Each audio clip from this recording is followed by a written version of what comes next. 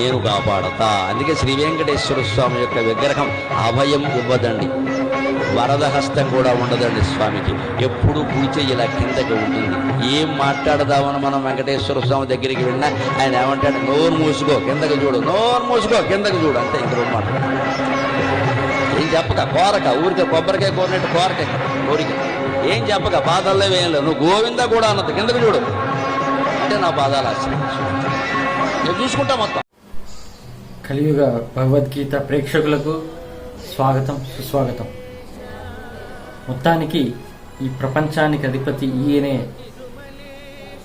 అని రుజువులతో సహా 8 భాగాలలో మీకు పోస్ట్ చేశాను వీడియోలు. మరి ఈ 8 భాగాల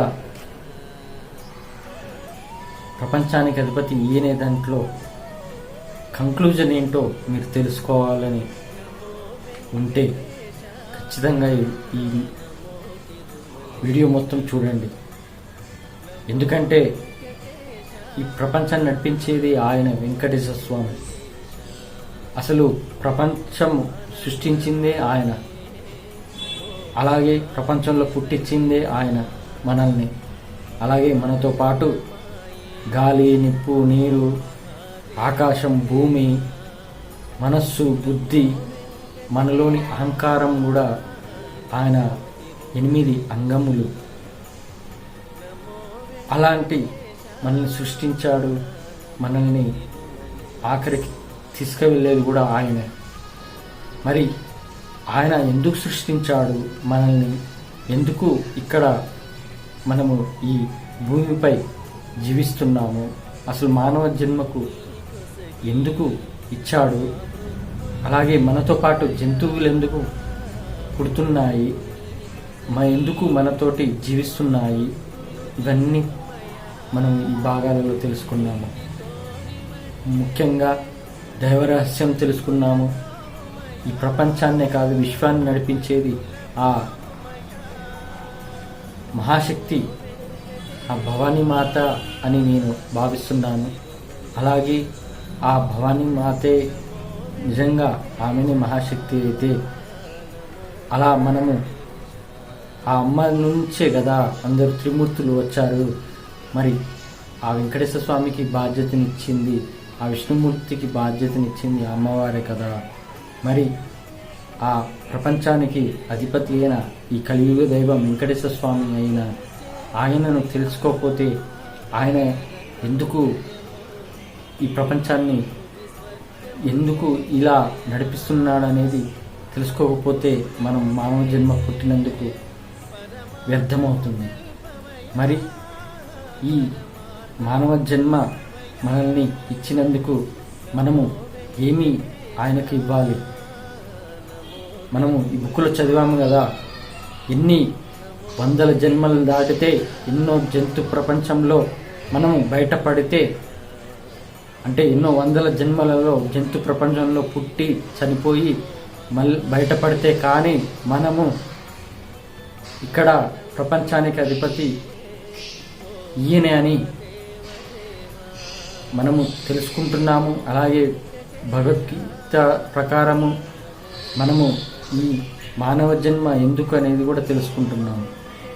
మరి జంతు ప్రపంచం నుండి మానవ జన్మగా పుట్టినందుకు మనము ఆ ప్రపంచానికి అధిపతి అయిన వెంకటేశ్వరునికి మనం ఏమి చేయాలి అనేది ఆలోచించాలి.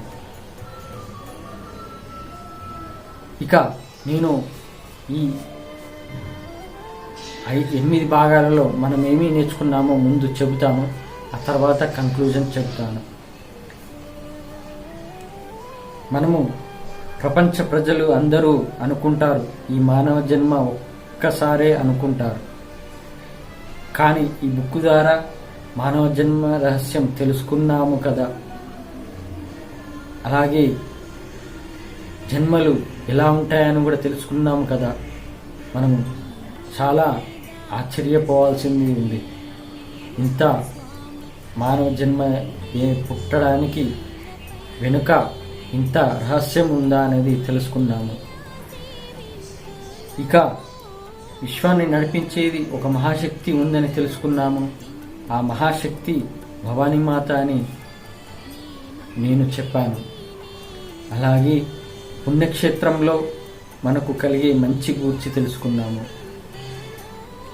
పుణ్యక్షేత్రాలు దర్శించడం వల్ల మనకు ఎలాంటి కాస్మిక్ తరంగాల వల్ల మనకు ఎలాంటి ఉత్సాహం వస్తుంది, ఎలాంటి మనలో శక్తి వస్తుంది, ఉత్తేజం, ఉత్సాహం అవన్నీ ఎలా వస్తాయనేది ఈ భాగాలలో తెలుసుకున్నాము.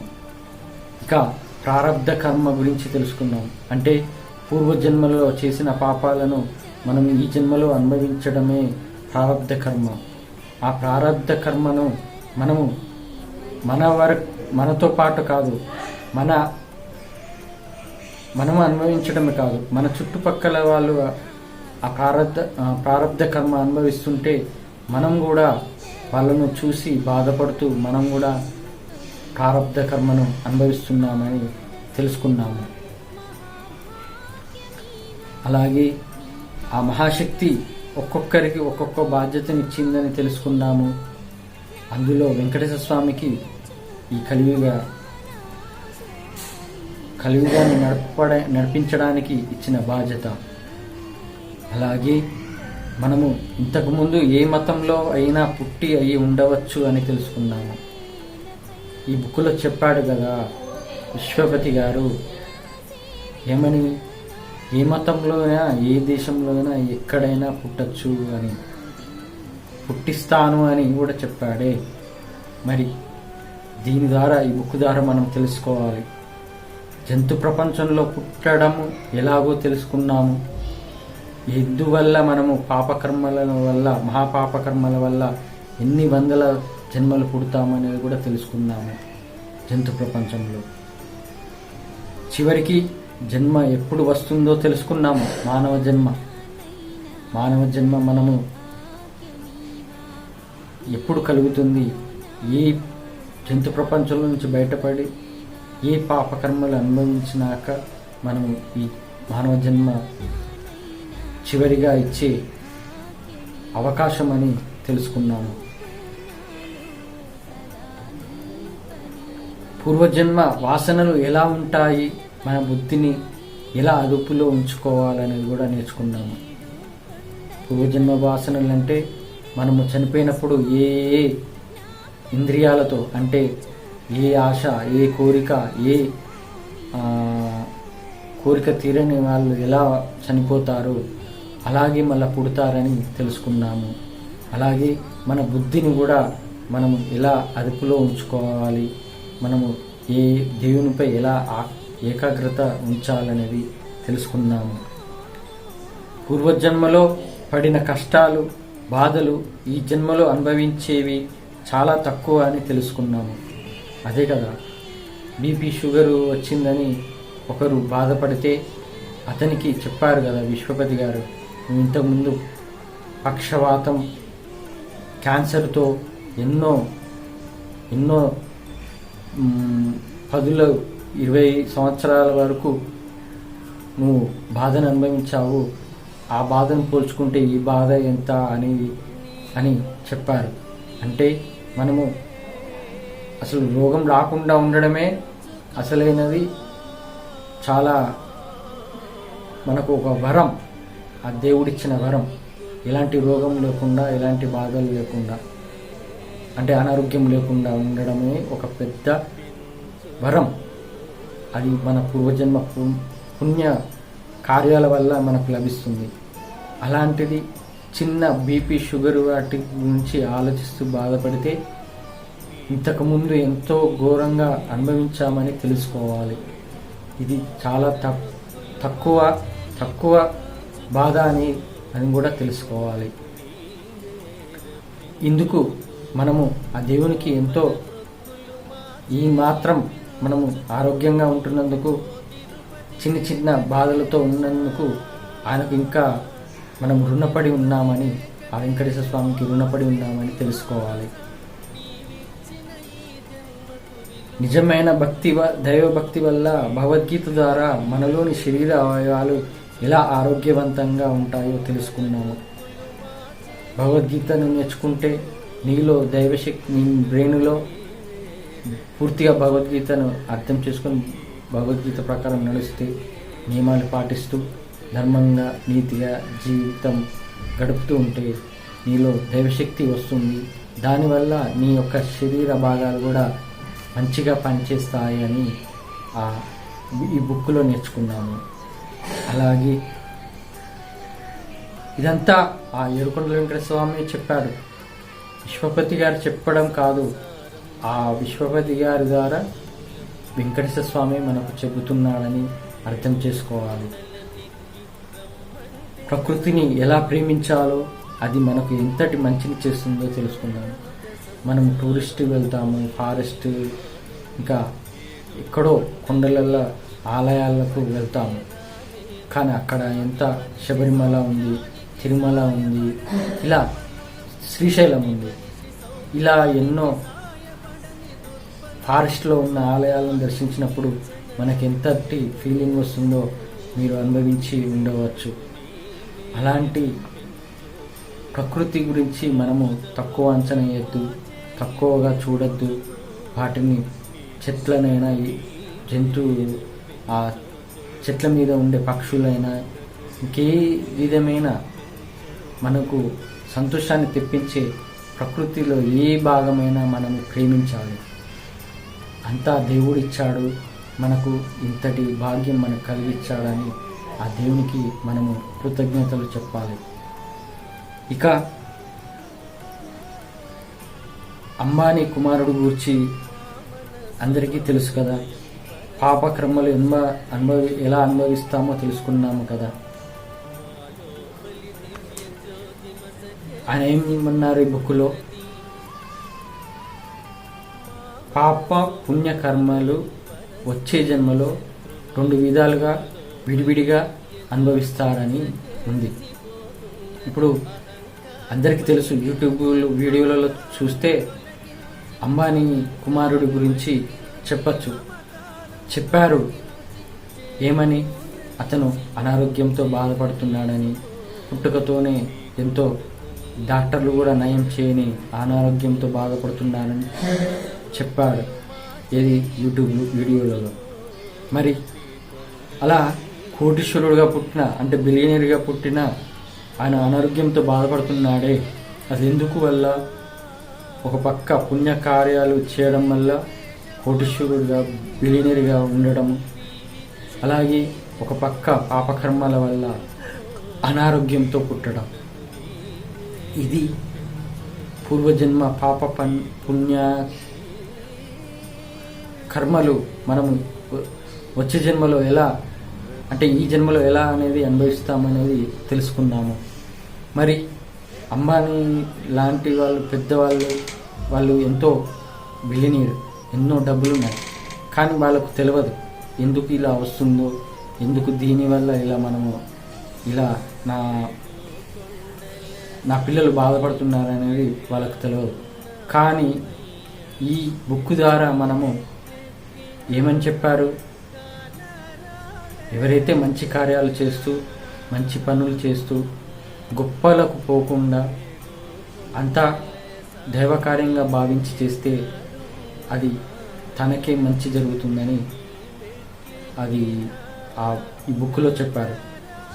మరి ఆ వెంకటేశ్వర స్వామి చెప్పినట్టు ఇప్పుడు ఆయనకు ఎంతో డబ్బులు ఉన్నాయి, కానీ జూ పార్క్ పెట్టి జంతువులను మంచిగా చూసుకోవడము ఇవన్నీ చేస్తున్నారు. ఒక వైద్యశాల కూడా సపరేట్గా పెట్టి. కానీ జంతువులనేవి వాటి మహాపాపకర్మల వల్ల, పూర్వజన్మ మహాపాపకర్మల వల్ల జంతు ప్రపంచంలో పుడతారని తెలుసు. ఆ జంతువులను ఎంత సేవించినా వాటి పాపకర్మలు వాటి అనుభవిస్తూనే ఉంటాయి. కానీ మానవ జన్మ ఎత్తిన మనము మానవునికి తోటి మానవుడు సహాయం చేస్తే అది దైవ కార్యంగానే నిజమవుతుంది. ఎందుకంటే మనము పుట్టించింది ఆ దేవుడు. ఇది చివరి అవకాశం. ఈ జన్మకు మంచి కార్యాలు చేయండి, మంచి పనులు చేసి మంచి పుణ్యాన్ని పెంచుకొని ఇలాంటి గొప్పలు పోకుండా దైవకార్యంగా చేస్తూ మీలో పాపాలను హరించుకొని నన్ను శరణు వేడితే మీకు మోక్షాన్ని ప్రసాదిస్తానని కలియుగ దైవం వెంకటేశ్వర స్వామి అంటున్నాడు. మరి అంబానీ గారు వాళ్ళ అబ్బాయి కోసం ఎన్నో పుణ్యకార్యాలు చేయొచ్చు, ఎందుకంటే ఆయనకున్న డబ్బు ద్వారా. మరి ముంబాయిలో ఉంటాడే, ముంబాయిలో మురికివాడలు ఎన్నో ఉన్నాయి. మురికివాడలో ముక్కు మూసుకొని అక్కడనే జీవిస్తూ తింటూ పడుకుంటూ అలాగే ఉంటున్నారే మురికివాడల్లో. మరి వాళ్ళ రూపురేఖలు, వాళ్ళ వీధి రూపురేఖలు, వాళ్ళ జీవితాలలో రూపురేఖలు మారిస్తే, వాళ్ళలో వెలుగులు ప్రసాదిస్తే అప్పుడు వాళ్ళల్లో కలిగే ఆనందం అంతా ఇంత కాదు, ఎంతో వాళ్ళ ఆత్మసంతృప్తి.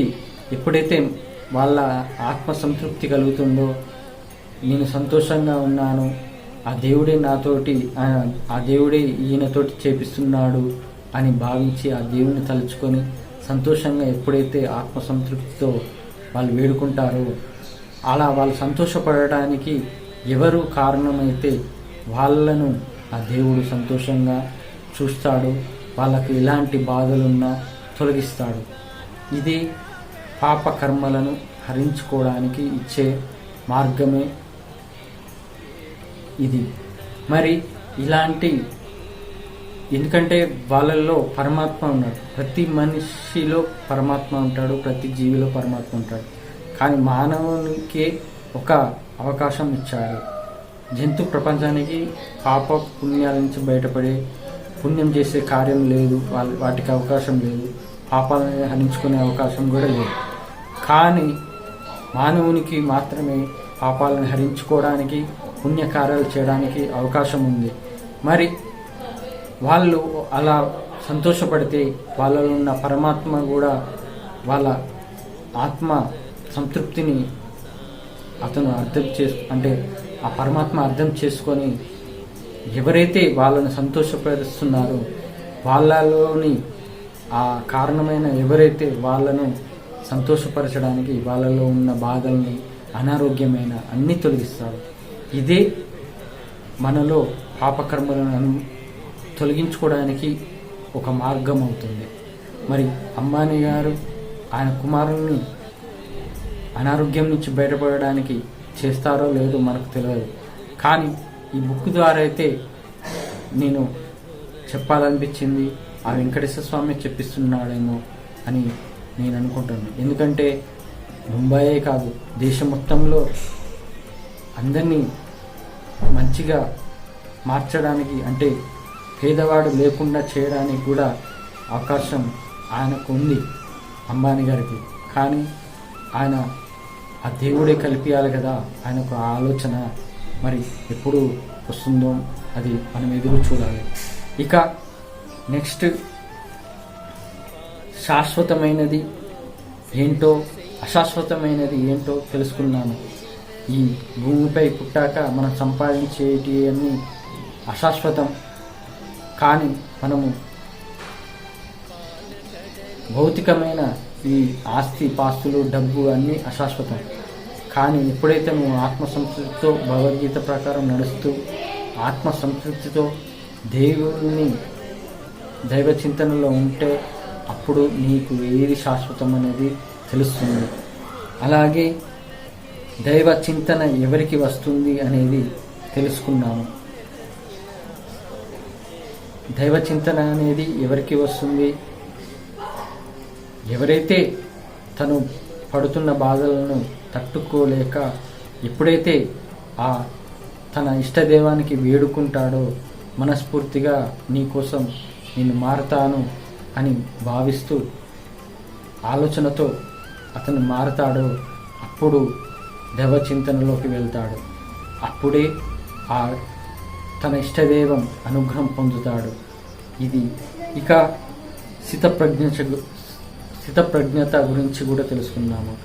అంటే ఏ కష్టం వచ్చినా, ఏ బాధ వచ్చినా, ఎలాంటి సుఖం వచ్చినా ఇవన్నీ అశాశ్వతమని, శాశ్వతమైనది ఒక దైవానుగ్రహం పొందడమే అని తెలుసుకొని, అందరిలోనూ అన్ని మూగజీవాలైన మనుషులలోనూ పరమాత్మ ఉన్నాడని తెలుసుకొని భావించి జీవించే వాళ్ళు స్థితప్రజ్ఞుడు అవుతారు.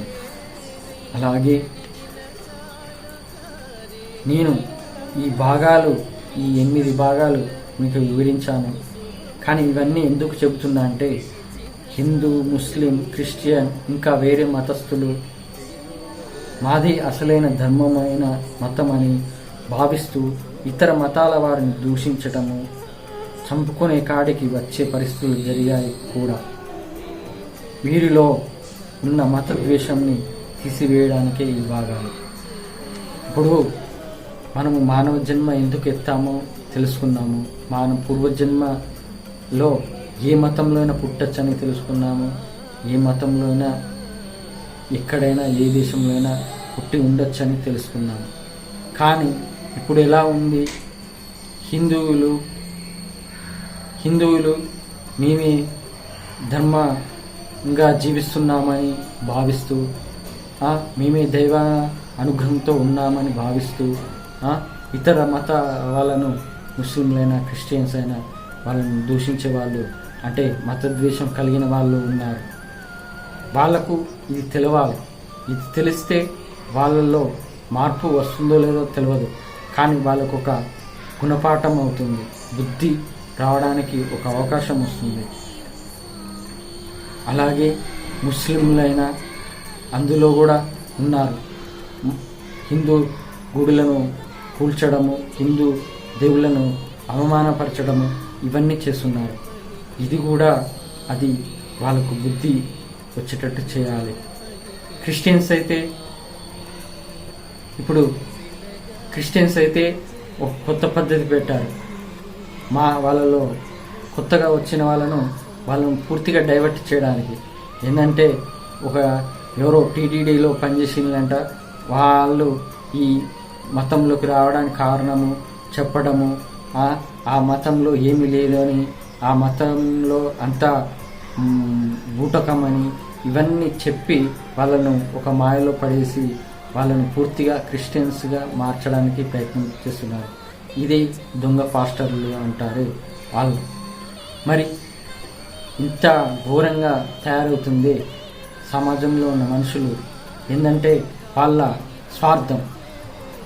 హిందువులకు ఏమో మా మతం కన్నా ఏది గొప్పది లేదని, మా దైవమే గొప్ప అని అదొక ఫీలింగ్. ఇక ముస్లింలకేమో అందరిలో కాదు, ఇది మతద్వేషం ఉన్న వాళ్ళ గురించి చెప్తున్నాను. ఇక ముస్లింలేమో కొంతమంది మతద్వేషం టెర్రరిస్టుల టైపు వాళ్ళు ఉన్నారు. అలాగే క్రిస్టియన్స్లేమో వాళ్ళలో మతాన్ని మార్పిడికి కోసం డబ్బును ఆశ చూపించేమో, ఇంకా ఏ విధంగా అయినా వాళ్ళకు జీవనోపాధి కోసం వాళ్ళకు ఒక ఆశ పెట్టి వాళ్ళను పూర్తిగా డైవర్ట్ చేస్తున్నారు. కానీ హిందూ మత దేవులను తిట్టడము, చులకనగా చూడటము, హేళన చేయడము ఇవన్నీ జరుగుతున్నాయి.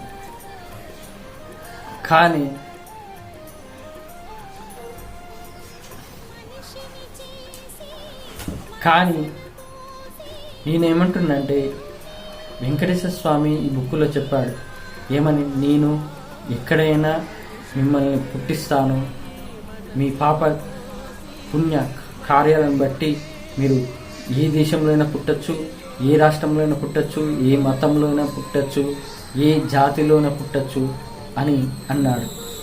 అంతా నేనే, మిమ్మల్ని పుట్టించేది, చంపించేది అంతా నేనే అని. మరి దీన్ని బట్టి ఏమి అర్థం చేసుకోవాలంటే, ఎవరైతే మతద్వేషంతో ఇతర మత దేవుళ్ళను తిడుతున్నారో వాళ్లకు మహాపాపం అని నేను చెబుతున్నాను. ఎందుకంటే శ్రీరాముడు మానవుడిగానే పుట్టాడు, అలాగే శ్రీకృష్ణ పరమాత్మ మానవుడిగానే పుట్టాడు. వీళ్ళు ఏమి నేర్పారు? ధర్మాన్ని నేర్పారు. అలాగే భగవద్గీత ప్రకారం ధైర్యాన్ని నేర్పారు. మరి వాళ్ళు మానవుడిగానే పుట్టారు. మరి ఆ భగవద్గీతలో శ్రీకృష్ణ పరమాత్మ చెప్పాడు కదా, అధర్మం ఎక్కడుంటుందో నేను ధర్మం కోసం ఏ రూపంగానే వస్తాను, ఏ అవతారమైనా ఇస్తాను, వాళ్ళ కోసం అక్కడ ధర్మం నిలబడడానికి ఎక్కడైనా ఆవిర్భవిస్తాను, అవతరిస్తాను అని అన్నాడే శ్రీకృష్ణ పరమాత్మ ఈ భగవద్గీత ద్వారా. మరి మీరు ఎందుకు లాజిక్గా అర్థం చేసుకోరు? ఈ కలియుగంలో ప్రపంచం మొత్తం ఎన్నో దేశాలు ఉన్నాయి, 160 దేశాలు ఉన్నాయి. 160 దేశాలలో రకరకాల మనుషులు ఉన్నారు, రకరకాల జాతులు ఉన్నాయి, రకరకాల స్వభావం కలిగిన వాళ్ళు ఉన్నారు. వాళ్ళ స్వభావాన్ని బట్టి, వాళ్ళ వాతావరణాన్ని బట్టి అక్కడ ఏదో ఒక రకంగా ఏ రూపంలో అయినా వాళ్ళ వాతావరణం యొక్క వాళ్ళ సాంప్రదాయాలను బట్టి, వాళ్ళ ఆలోచనలను బట్టి, వాళ్ళ రూపురేఖలను బట్టి, వాళ్ళ వేషధారణను బట్టి అక్కడ ఏ రూపంలోనైనా దేవుడు ధర్మం కోసం ఆవిర్భవిస్తాడు. మరి ఎందుకు మీరు ఆలోచిస్తున్నారు? సాయిబాబా, షిరిడి సాయిబాబాను వారణాసిలో బ్యాన్ చేశారు, పూజించద్దని. ఎవరైతే ఆయన సాయిబాబా ఆయన ముస్లిం అని వాళ్ళు ముస్లిం మతస్థులే అన్నారు. కానీ ఆయన ఒక గురువుగా ధర్మం కోసం వచ్చాడు. ముస్లింగా పుట్టినా కానీ ఆయన ధర్మం కోసం అందరికీ ఆ దైవశక్తిని చూపించాడు. దైవశక్తి ధర్మంగా ఉంటే దైవశక్తి ఎలా రక్షిస్తుందో అనేది మనము సాయిబాబా ద్వారా తెలుసుకోవాలి. మరి ఆయన మానవ రూపంగానే వచ్చాడు కదా, అంటే శ్రీరాముడు మానవ రూపంలోనే వచ్చాడు. ఆ త్రేతాయుగంలో ధర్మం కోసము, అలాగే మనకు ధర్మాన్ని నేర్పడానికి. అలాగే భగవద్గీత ప్రకారం శ్రీకృష్ణ పరమాత్మ కూడా ద్వాపర యుగంలో మానవ రూపంలో వచ్చాడు. ఎందుకంటే దైవశక్తిని, దైవంపై ఉన్న భక్తిని తెలపడానికి, దైవభక్తిని నిరూపించడానికి. అలా మరి సాయిబాబా కూడా ఎందుకు దైవ శక్తి స్వరూపుడు కాదని మీరు ఎలా అంటారు? యాక్చువల్లీ నేను బుక్లో చదివాను, అది ప్రూఫ్స్తో సహా మళ్ళా నేను వివరిస్తాను. సాయిబాబా నా స్వరూపమే.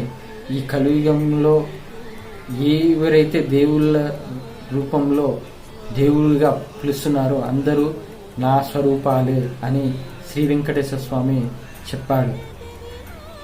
ఒకటి ఎగ్జాంపుల్ చెబుతాను.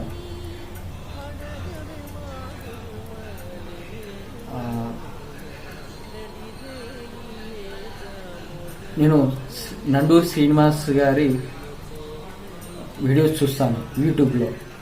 ఆయన ఒక వీడియోలో చెప్పాడు ఏమనంటే, తిరుమల కొండపై ముస్లిం అతనికి ఏమీ పని అని టైటిల్ పెట్టి వీడియో పోస్ట్ చేశాడు. ఆ వీడియో చూస్తే అందులో కథ ఏంటంటే, ఒక పిల్లవాడు కాలు చేతులు అంగవైకల్యంతో ఉంటే అతన్ని తిరుమల వాళ్ళ పెద్దలు చెప్పడం వల్ల తిరుమల కొండపై తీసుకెళ్లారు. పుష్కరిణిలో స్నానం చేపించడానికి ఆ పిల్లవాడు భయపడుతుంటే అక్కడ పిల్లవాడిని కూర్చోపెడితే, మెట్ల మీద కూర్చోబెడితే వాళ్ళు వచ్చిన బంధువులందరూ స్నానాలు చేయడానికి వెళ్తే అక్కడ అనుకోకుండా వెనుక నుంచి ఎవరో తోశారు అని ఆ వీడియోలో ఉంది. అది తోసింది ఎవరనేది ఆ బాలునికి తప్ప ఎవరికి తెలియదు. ఆ బాలునికి కనబడ్డాడు. అప్పుడు అక్కడ చుట్టుపక్కల వారు నిన్నెవరు తోశారు అని. యాక్చువల్లీ ఏంటంటే తోసినాక అతనికి కాలు చేతులు రావడము, మంచిగా నడవటము, కాలు చేతులు ఆయన అంగవైకల్యం అనేది ఆ బాలునికి పూర్తిగా పోవటం అనేది జరిగింది. అప్పుడు ఆ చుట్టుపక్కల వాళ్ళందరిని అడిగితే ఆ పిల్లవాడు ముస్లిం రూపంలో ఒక ముస్లిం అతను నన్ను తోశాడు అని చెప్పాడు. అంటే ఆ నండూరి శ్రీనివాసే అన్నారు. ఆయన ఏమన్నాడంటే లాస్ట్కు ఆయన ఏ మహమ్మదీయుడిగా వచ్చి అలా నిరూపించాడే, ఆయన ఏ విధంగా అయినా రావచ్చు, ఎలాగైనా నిరూపించవచ్చు, ఆయన మాయను ఎలాగైనా చింపించవచ్చు అని ఆయన వివరించాడు. అలాగే ఇంకోటి ఏంటంటే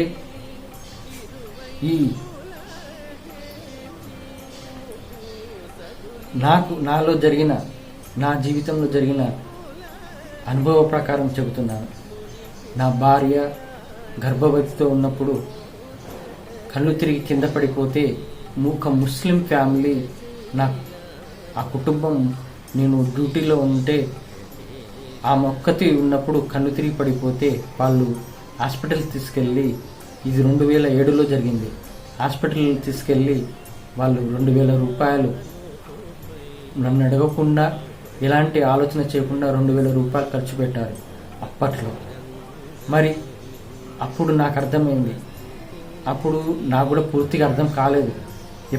అప్పుడు ఏమనుకున్నానంటే, నేను ముస్లిం అంటే వేరే మతస్థులు, వీళ్ళ దేవుళ్ళు వేరు అని ఆలోచనతో ఉన్నాను తప్ప వాళ్ళని ఎప్పుడు కొద్దిగా దూరంగానే ఉండేది, కానీ వాళ్ళని ఎప్పుడు దూషించలేదు. కానీ దాని ద్వారా, ఆ ఇన్సిడెంట్ ద్వారా ముస్లింలలో కూడా మానవత్వం ఉందనేది తెలుసుకున్నాను.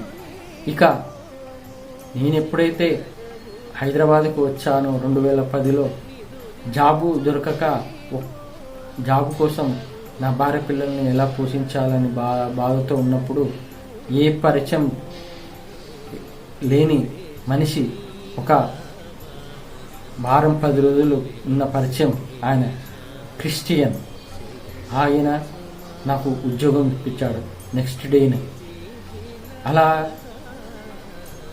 అలా అప్పుడు కూడా నేను నా వెంకటేశ్వర స్వామిని తలుచుకున్నాను తప్ప ఇంకా నేను వేరే తీరుగా ఆలోచించలేదు.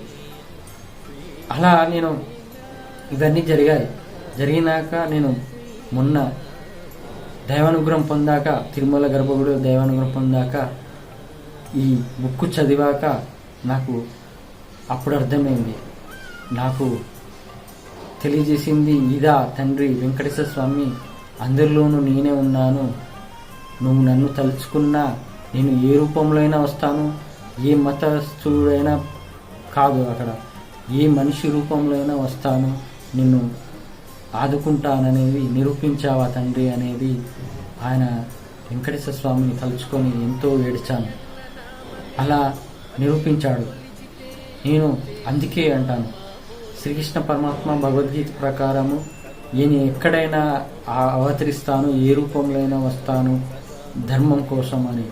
నేను ధర్మంగా ఉంటున్నాను కాబట్టి నన్ను రక్షించడానికి ఆయన ఆ ముస్లిం ఫ్యామిలీగా రూపంలో, క్రిస్టియన్ ఆయనలాగా నన్ను రక్షించాడు.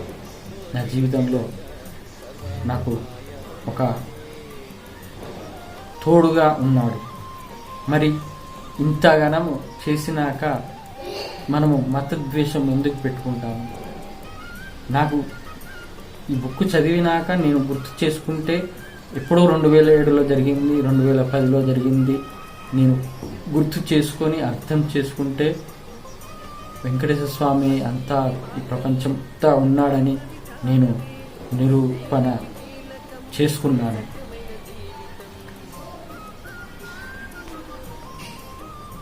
అలాగే ఇప్పుడు నేను చెప్పేదాన్ని బట్టి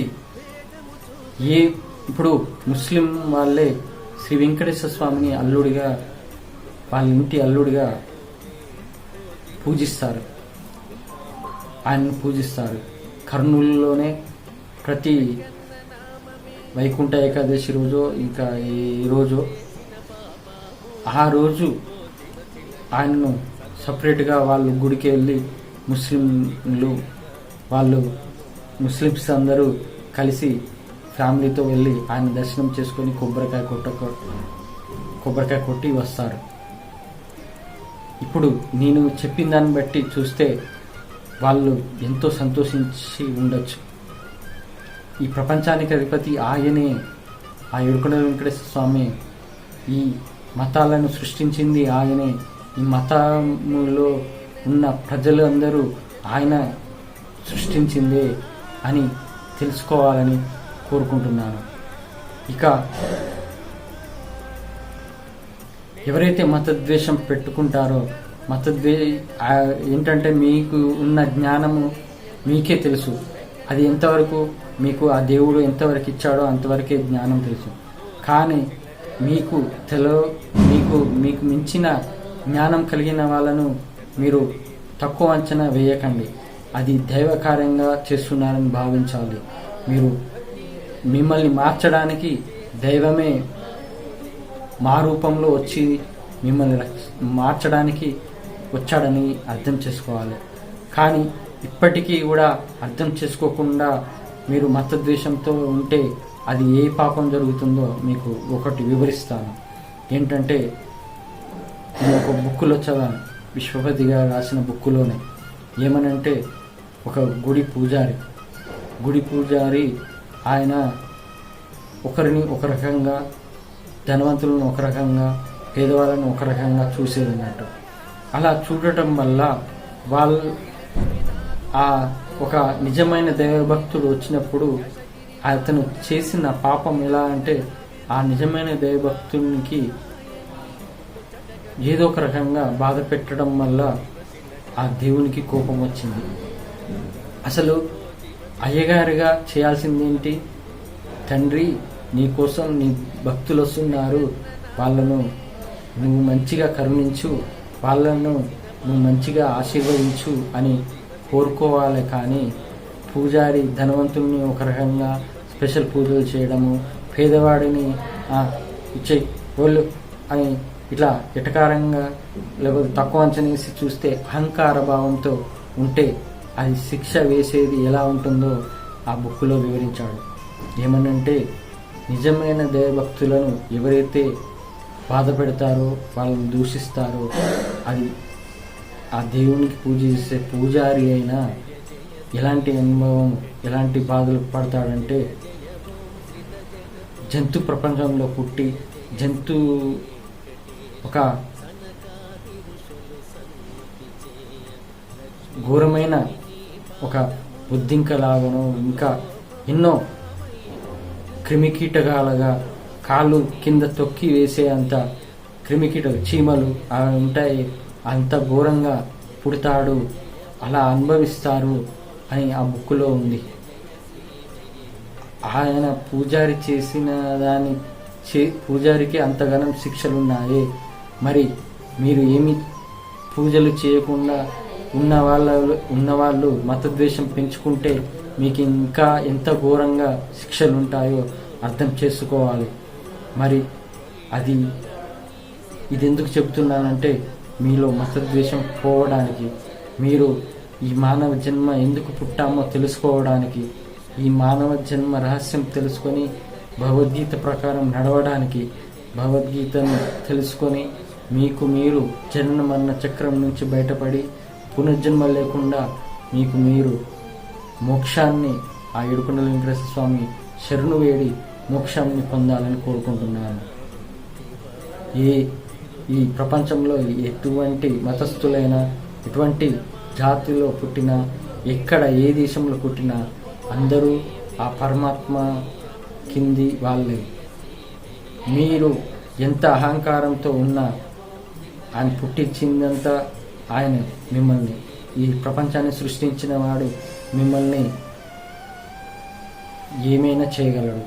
అలాంటిది ఆయనను మీరు అర్థం చేసుకోకుండా ఇతర మత దేవులను దూషించడం వల్ల మహాపాపాల్లో పడిపోతారు. అలా కాకుండా మీరు అందరిలోనూ పరమాత్మ ఉన్నాడని భగవద్గీత ప్రకారం తెలుసుకుంటే మీరు ఆ పాపాల నుంచి బయటపడతారు. అందుకే ఈ ప్రపంచానికి అధిపతి ఈయనే అని నేను 8 భాగాల్లో వివరించాను. కంక్లూజన్గా ఏంటంటే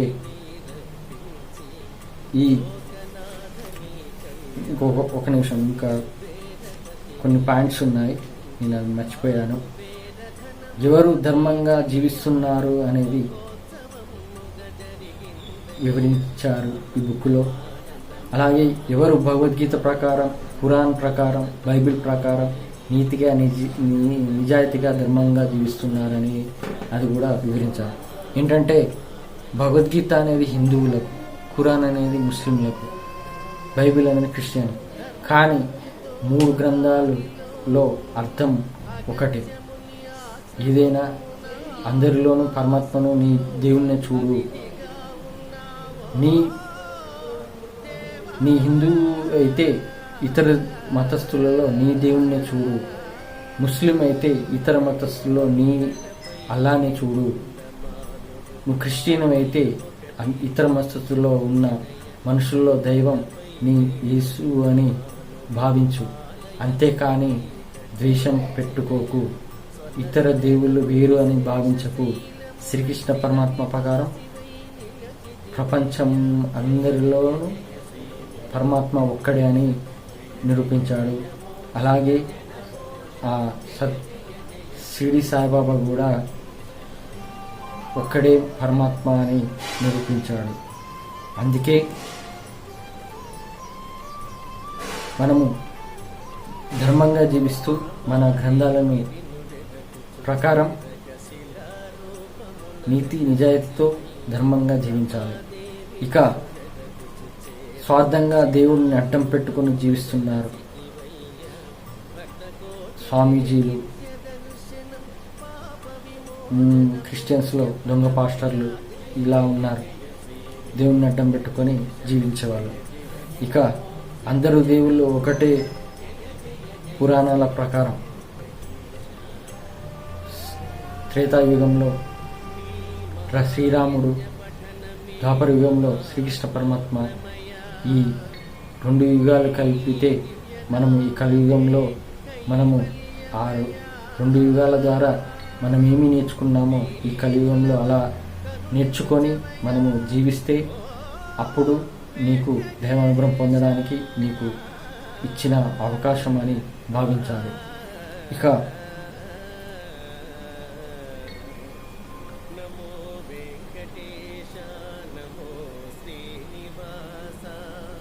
రాజకీయంగా మతాలను వాడుకుంటున్నారు. హిందూ మతం ఒక పార్టీ, ముస్లిం మతం ఒక పార్టీ, క్రిస్టియన్ మతం ఒక పార్టీ. ఒక్కొక్కరు ఒక్కొక్క రకంగా ఉన్నారు. ఒకరిని ఒకరు దూషించుకోవడం, మత ద్వేషాలను పెంచుకోవడము అనేది చేస్తున్నారు. వీళ్ళను మనము ఈ బుక్ ప్రకారం వీళ్ళను ఎట్టి పరిస్థితుల్లో వీళ్ళను అసలు మనము వారి మాటలను నమ్మకూడదు. వాళ్ళలో స్వార్థపూరితమైన మాటలు తప్ప మిమ్మల్ని ఎటువంటి మంచి చేయడానికి కాదు అని తెలుసుకోవాలి.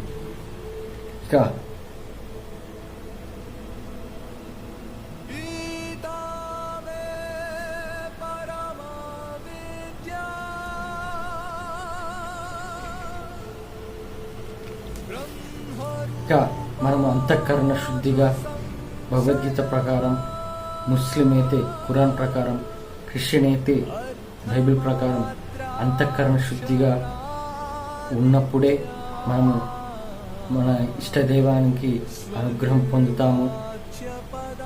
అలాగే మోక్షం పొందడానికి మనము మార్గం ఎంచుకుంటాము. ఇక ఈ చివరిగా కంక్లూజన్ ఏంటంటే, మతద్వేషాలు పెట్టుకోకండి. మతద్వేషం కలిగిన వాళ్ళను దూరంగానే ఉంచండి. కానీ వాళ్ళు మహాపాపాలు పడిపోతారని వాళ్ళకు తెలియకపోయినా, మీరు చెప్పకపోయినా అది వాళ్ళ కర్మ, వాళ్ళు అనుభవిస్తారు. ఇక ఏడుకొండల వెంకటేశ్వర స్వామి ఈ ప్రపంచానికి అధిపతి అని రుజువులతో సహా ఈ బుక్ ద్వారా మనం తెలుసుకున్నాము. దీని ద్వారా అందరూ మారాలి. ఆ ఏడుకొండల వెంకటేశ్వర స్వామిని అనుగ్రహిస్తే మనం మోక్షం పొందుతాము. ఏడుకొండల వెంకటేశ్వర స్వామి అనుగ్రహం పొందాలంటే భగవద్గీత అయినా, ఖురాన్ అయినా, బైబిల్ అయినా, వారి వారి మతస్థులు మత గ్రంథాలను వాళ్ళ నీతి నిజాయితీగా ధర్మంగా జీవిస్తే, సంసార జీవితాన్ని నీతిగా నిజాయితీగా ధర్మంగా ఎవరైతే నడుపుతారో వారికి ఆ ఏడుకొండల వెంకటేశ్వర స్వామి పెట్టే పరీక్షలో నెగ్గినట్టు. ఎప్పుడైతే ఆ పరీక్షలో 100% మార్క్స్ తెచ్చుకుంటారో వాళ్ళకే మోక్షం కలుగుతుంది. ఇది నా జీవితంలో నాకు అనుభవంతో నేర్పించిన ఆ వెంకటేశ్వర స్వామి ద్వారా చెబుతున్నాను. అందుకే ప్రపంచానికి అధిపతి ఈయనే వెంకటేశ్వర స్వామి అని తెలుసుకోండి. ప్రపంచాన్ని నడిపించేది కూడా ఈయనే అని మీరు తెలుసుకొని అందరూ కలిసిమెలిసి వారి వారి గ్రంథాల ప్రకారం నీతిగా నిజాయితీగా ధర్మంగా జీవించి పునర్జన్మ లేకుండా జనన చక్రంలో పడుకోకుండా మోక్షం పొందాలని కోరుకుంటున్నాను. మీకు ఇంకొక విషయం చెప్పాలి. ఏంటంటే,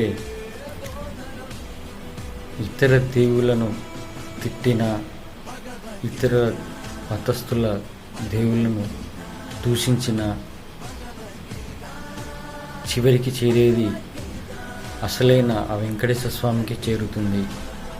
కాబట్టి మీరు హిందువులు ముస్లింలను తిట్టినా, క్రిస్టియన్లను తిట్టినా, ముస్లింలు హిందువులను తిట్టినా, క్రిస్టియన్లను తిట్టినా, క్రిస్టియన్స్ హిందువులను తిట్టినా, ముస్లిమ్స్ని తిట్టినా, చివరికి మెయిన్ పరమాత్మ ఒక్కడే కదా వెంకటేశ్వర స్వామి.